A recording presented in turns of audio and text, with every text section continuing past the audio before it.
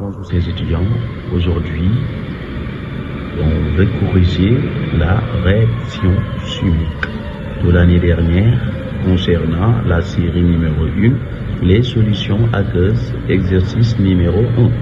Voilà, exercice numéro 1, qu'est-ce qu'on vous demande? Soit les solutions aqueuses, acide S1, S2, basique S3, avec S1, H2, SO4, on vous donne la molarité, la densité, S2 aussi, ACl, on vous donne la concentration molaire et le pourcentage massique, voilà, et S3, on vous donne NaOH de densité D3 qui est égale à 1,24 et 21,9% en masse.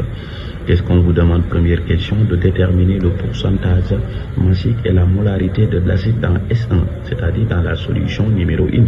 Voilà, dans la solution numéro 1, qu'est-ce qu'on vous a donné? On vous a donné ce qu'on appelle la molarité qui est égale à 5,5 molal et la densité de H2SO4, l'acide sulfurique, est égale à 1,26.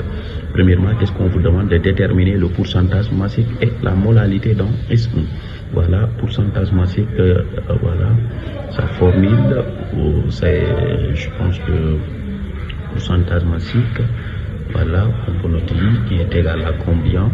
100 x de I. Ça, c'est la formule. Voilà, c'est ça, sa formule. Voilà, donc là, en réalité, si vous regardez au niveau des données de la solution numéro 1, on nous a donné la molarité.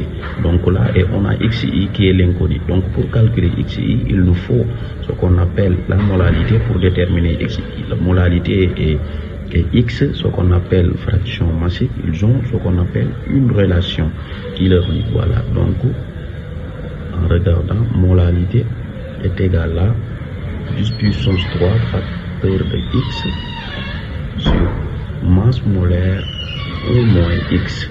Voilà, c'est cette relation qui lie ce qu'on appelle la molarité et la fraction massique. Donc après plusieurs manipulations, c'est ça qu'on aura. On tire X à partir de cette relation. Donc X est égal à combien?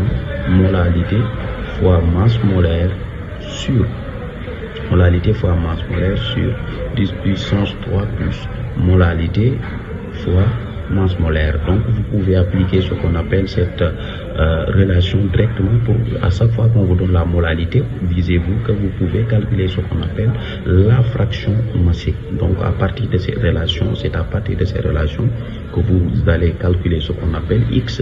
Vous pouvez calculer, vous avez deux choix, calculer à partir de ces relations X et prendre tous les chiffres après la virgule, ou bien remplacer ici cette expression de X et remplacer par leur valeur et calculer directement. Donc là, on peut faire ça sera comme ça. Pourcentage massique est égal à 100. Pourcentage massique est égal à 100. Pourcentage massique, ça sera 100.